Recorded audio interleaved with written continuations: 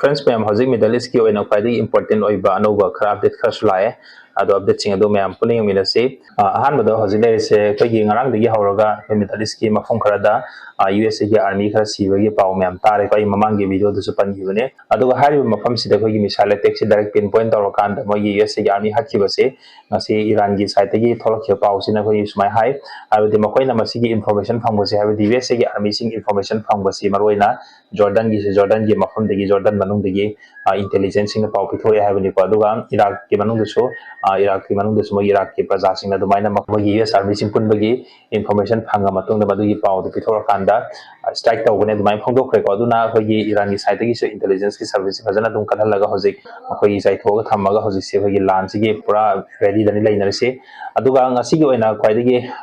nawwa ma khoi gi Iran gi side phangdok ki se khoi gi USA na khag island na state of Hormuz ta lai se hari state of Hormuz ta lai ba khag island se masigi se USA na ground invasion toroga lojin gene ha gi paw taba ma le ko Iran aduna Iran gi side gi ngasi phangdok krisna karigumba USA gi army sing masida masigi island sida ground invasion toroga loksin bagi wakal toraga di Iran gi side gi fazana khod han gene duga USA gi army ama phoba hingna tharo hena su dumaina IRGC gi commander ama su phangdok re ko aduga hoige FIFA World Cup Spain na lawki base masigi mai lendana Gaza gi mafam sing yam thina Gaza gi praja sing harauna re ko aduna masida ina point am tang paningi sina hoige Gaza gi mafam sing de Gaza gi praja sing na Spain gi support toroga makoi harauna wi maram di kai no har kan da hoige Spain hariba country sem Europe ta gi oina khwaidigi ahan country oina Palestine go hoige state amoina sakhang ki recognize taw ki country amasu oi ki ba dugi mathakta hoige Israel na Gaza da hat ki ba mogi praja mem hat ki si hu mem se sigi jo open oina Israel hariba country is genocide country amane na blame taw ki ba condemn taw ki ba country amasu Spain oi hu ne ko aduga masih hoksu natana hoige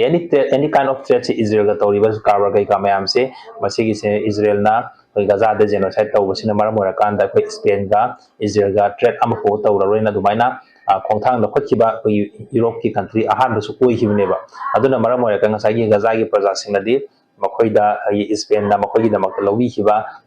thodang mayam do aduga mai le da masigi FIFA World Cup sida Gaza manung da yam tina harau phongdok na masigi celebration gi pau si adum tamna tamna hojik tholai ko aduna makha taba important update sing jo yam thuna mayam da pina bhon nazar ke aduga next video ho mayam punna ngai minarase